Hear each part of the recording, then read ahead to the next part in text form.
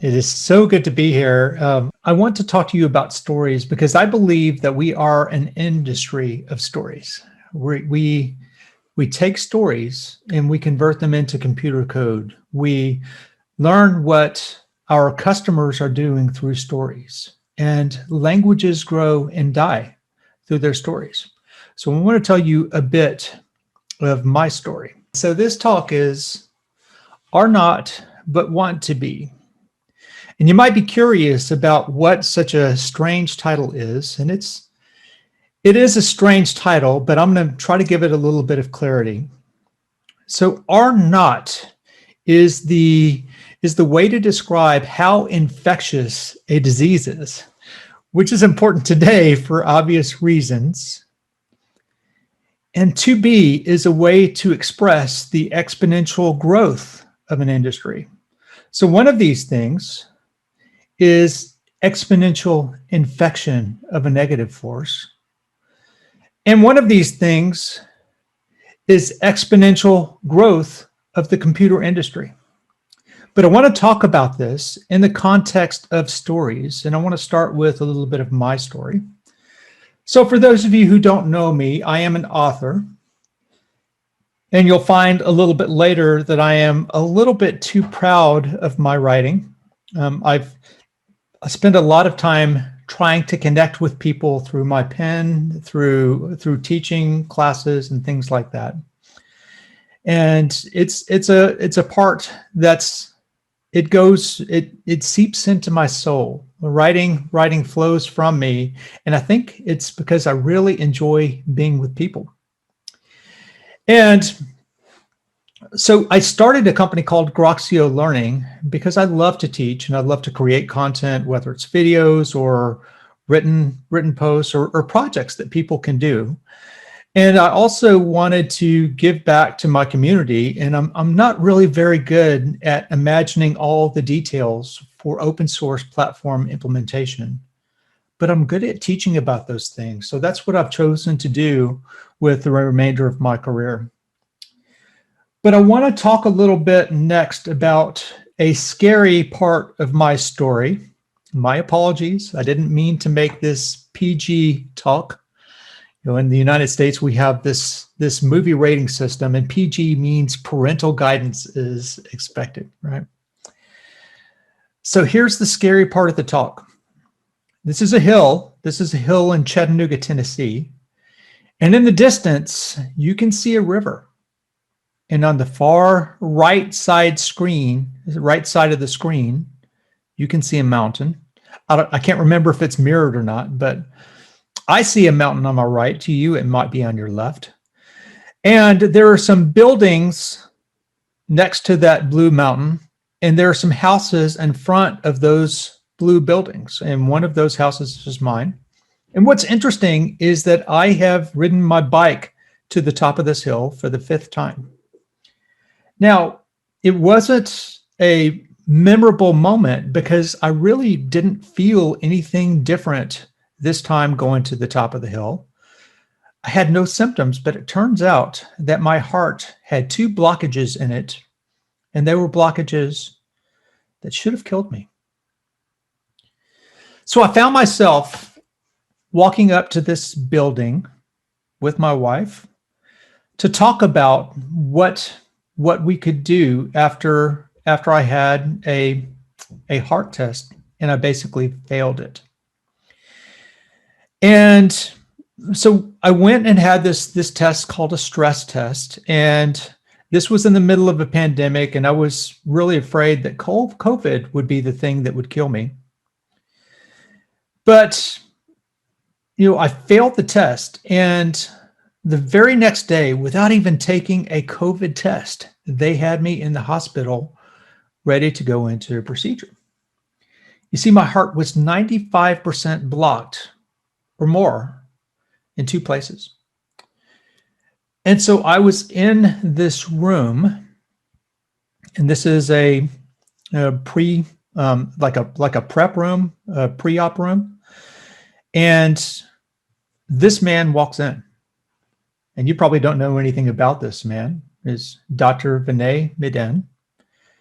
Well, I didn't know it at the time, but this man was going to be the one doing the operation. And it's interesting to me because remember we looked at that picture with my house in the distance. Well, there my house is right there.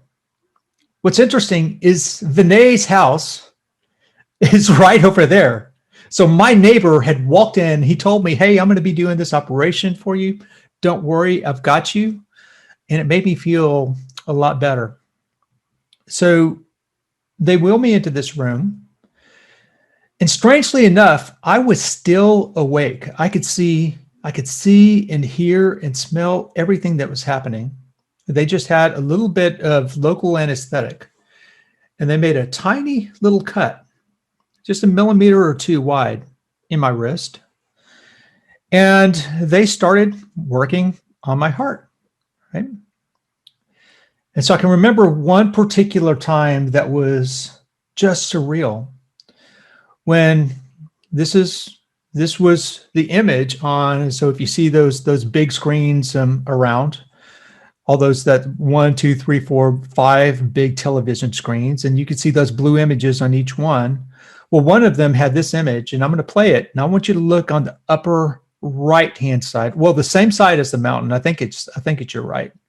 Might be your left, but try to look for the really fat blood vessel that gets skinny at one point. You ready?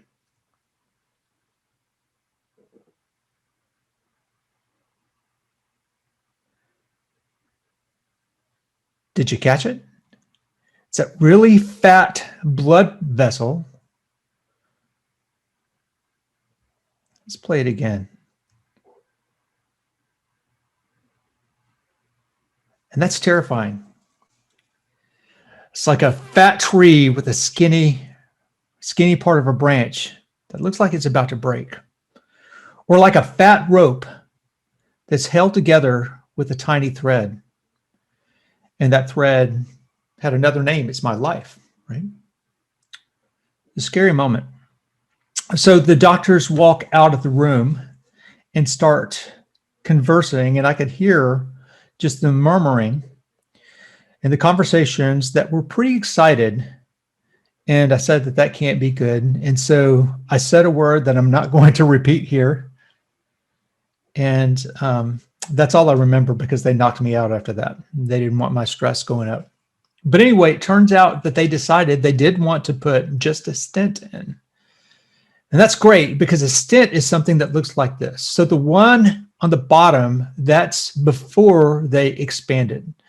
And essentially, they weave it up through the blood vessels. For me, it was along my arm. Sometimes it's a leg. They weave it into place, and then they fill it up with a balloon, and you get the one that's on top. So you have something that'll fit into a narrow blood vessel, and then something that kind of expands it up. And so in terms of my heart, I'm better now, right? So there's nothing different in my prognosis than anybody else's, except we now know that my heart wants to block itself, and that this probably will be the thing that kills me. And so it makes me think about things that I have done in my life that are good, that are positive, that are leading to growth, in things in my life that are negative and have led to some of the sadder places in my life. And I wanted to stop doing those, and I wanted to do more of the things that wanted me to grow. So I want to talk about, really bluntly, about a lie that many people will try to tell you, particularly those people who believe that in Africa, they should do things the same way that they do in the United States. They will tell you that nothing great has ever been accomplished in a 40-hour work week, in a sane work week. That is a lie. I know, because I lived the life for a while. See, I put work first. I put open source software first. I put my writing first. I gave the opinions of others too much weight. And I paid for it. And this is very ironic, because the company that I founded is all about in principles of health and growth, that you can invest in yourself and that's good for you, that you can work sane hours and be an better employee, that you can grow. And by doing so, you can be a better employee. By taking time to think, you can be a better employee. By learning languages, you can be a much better employee. Those are the behaviors that we wanted to found Groxio based on. And I just slipped into these old patterns of things that really don't matter as much as living my life and spending time with my wife and family and my friends and making connections in Kenya and Brazil. And I paid for it. So I want to talk a little bit more about this lie that there's only a certain amount of work in a week, which is true. And there's only a certain amount of time in the week, which is also true. But I want to talk about this part of the lie, that if you take time to play, specifically that you play in terms of things that will teach you to be a better programmer, right? That you play by exploring, about learning new frameworks, new processes. And I know Elixir Africa, that you know how to do this because I've done this with you every Tuesday for most of the pandemic, right? But the lie is that if you shorten your week to take this time to play, it's going to put a dent in the work that you're able to do. Let me be clear, that is a lie. It is a lie. So they actually found that people willing to work hard had higher dopamine levels, right? They experienced joy. And they also saw in two areas of the brain, including the prefrontal cortex. These are two of the areas that are known to be impacted by motivation and reward. That people willing to work hard had a higher dopamine level, right? So joy pays. Joy is productive, right? Joy sparks motivation and productivity. And what winds up happening over time is if you take time to play, you are going to make a dent out in the amount of work that you can do in the short term. But eventually you will get better at work. And since this is an investment that pays off over time, you will do more work if you take the time to play in the longer term. It's an investment, just like a dollar investment is compounded with interest over time. This is an investment, right? So I'm going to encourage you to take time to play. And if you look at this book, one of the books that I'm probably known the most for, actually doubtlessly so, is a book called 7 Languages in 7 Weeks. And it's a book all about experiencing joy through discovering other programming languages. Are you going to use 7 programming languages in a job? Probably not. But it's going to make you better at programming. So there's an interesting moment. As I was starting to write this book, I started this book out of fear. The whole concept was that hey, you can make yourself better by learning programming languages and doing something non-trivial. And I was going to bring some people along for the ride. As I took my own journey, as I told my own story, I was going to bring people along. And so I started writing this book. I wrote the Ruby chapter, which was really easy because I knew Ruby. I wrote another chapter called I.O. And then I started writing prologue, and it started giving me trouble, but I felt pretty good about it. And then I started writing this Erlang chapter, and I didn't know anything about Erlang. And so my editor said, hey, what I'm going to do is I'm going to send this Erlang chapter to an expert I know. And I said, cool. Well, she sent the chapter to Joe Armstrong, right? And gosh, I mean, if Joe didn't encapsulate the idea of joy, I don't know who did. And so Joe is a wizard. He is a stone cold wizard. And he had this love of Prologue. And what was interesting was that he looked at this book, and I felt pretty good about the Prologue. I felt terrible about the Erlang. And Joe was the first person to read that chapter. And he sent this glowing note about my Erlang chapter back to my publisher saying, hey, I get the sense that this author has a good sense of Erlang, which was not true. And then I got another note that said, hey, or along with that note is, hey, this Prologue chapter is really in trouble. And so as he started talking about Prologue, he started laying out the individual problems with my approach. Basically, I was trying to write Prologue in an object-oriented way. So I basically had to take my wounded pride and swallow it a little bit. And Joe and I started conversing, and he started teaching me Prologue by giving me other things to try in the book.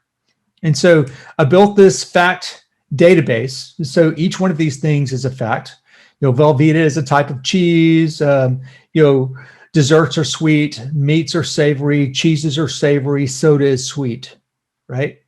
And then you could provide some type of an inference that looks like this.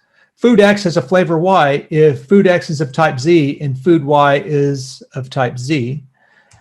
And then Prologue starts coming up with the answers. So you could take simple facts and Prologue can make complex inferences, which was pretty cool. So I wrote this code, but I didn't really understand what it meant.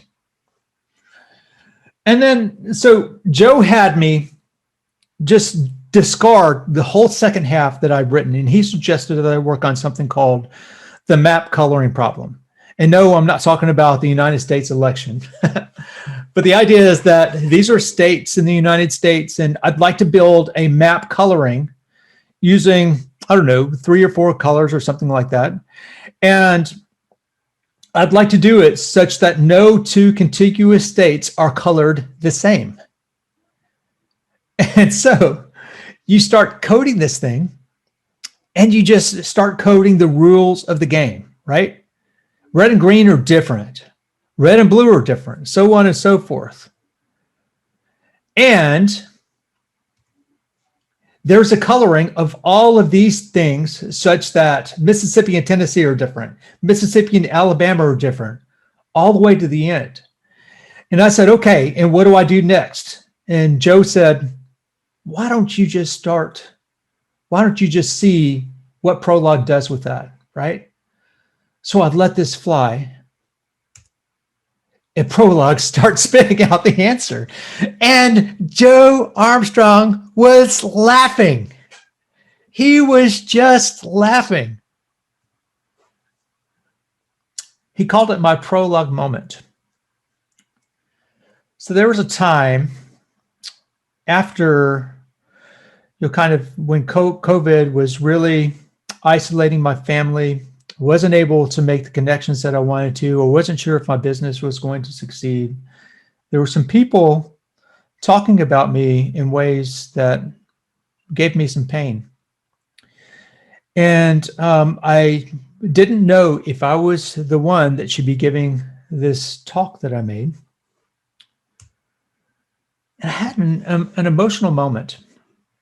So I was looking for quotes about programming and joy. And this one came up and I said, this is the perfect quote. And I'm just going to read it to you. A Zen master might tell you that to be better at mathematics, you better study Latin. Thus it is with programming. To better understand the essence of object-oriented programming, you should study logic or functional programming. To be better at FP, you should study assembler. Today, not only can we read about the ideas, but we can try them in practice. This makes the difference between standing at the poolside, wondering whether it would be nice to swim, and diving in and enjoying the water. And this was the quote, the foreword in 7 languages in 7 weeks by Joe Armstrong. And I'd just forgotten, and I miss him. So the next part of the talk I'm going to call We. I want to talk about working in teams a little bit. So I want to talk about some of the software teams that I've worked on. So I worked first at a place called Changing the Present, where I first used a non-Java programming language to build up the software for a startup. And along the way, I became a big fan of Matt's. And this is one of my favorite quotes from Matt's. For me, the purpose of life is partly to have joy, and programmers often feel joy when they can concentrate on the creative side of programming, which I thought was really cool. So Matt's built Ruby to deliver joy, and it really shows in the community. And something else shows. Matt's has this attitude of overwhelming respect and kindness, so that the Ruby community is known in these terms. Matt's is nice, and so we are nice. And if that's not a to-be behavior, I've never seen one. So along the way, I started adopting some behaviors that were pretty negative, right? One of them is that build it all into one app, a monolith, right? With one database and even one language to rule them all, and in the darkness bind them, right? Go all Lord of the Rings on you. And I did this a number of times. I did this at Changing the Present. I did this at I Can Make It Better. And I was looking for a way out, a better system for thinking about design when I wrote 7 languages in 7 weeks. And someone else was reading that, and it was resonating. So this is Adolfo, and he comes to one of the groups that I mentor, and Emmanuel on this call also comes to this group. And so it turns out that Jose was looking for some of the same concepts that I was, and read 7 languages in 7 weeks, and that was at least a little bit of a nudge and the inspiration for Elixir. And so I was fortunate to write a couple of books with Jose. And one of the things that I noticed, I started believing, was that some people believe that language is a permanent choice, and that being traditional gives you a competitive advantage, and that resisting change gives you a competitive advantage. And I don't think those things are true anymore. So I believe that tools that help you think, those are the things that give you competitive advantages. A thinking tool is a competitive advantage. A framework can be a competitive advantage. The right language is a competitive advantage. But only if the choice is inexpensive enough so that you can make it. So your goal in every minute of every day when you're working on a project is to make the choice inexpensive. To say that another way, to make choices inexpensive. Said another way, architecture enables choice. So you should simplify your interfaces every day. You should minimize your dependencies every day. You should improve your options every day. And as I started to do this, that I can make it better, things started to improve. Of course, we had some other are not behaviors. So one of the best men I've ever worked for is a man named Paul Janowitz. He did have this idea that I believed in at the time, but I've come to understand that it's a mistake. We had this newsletter, and you could see how I could feel about it with the font that I chose. But the idea is that this newsletter sold features in the language, right? And so features that we would build into the platform, right? So we would build a new feature so that Paul could send out a new newsletter so that he could sell more seats of the software. And so he believed that building features drives success by driving more sales, right? I learned that as we built more features, we built more surface area, more code to maintain, more ways for things to break.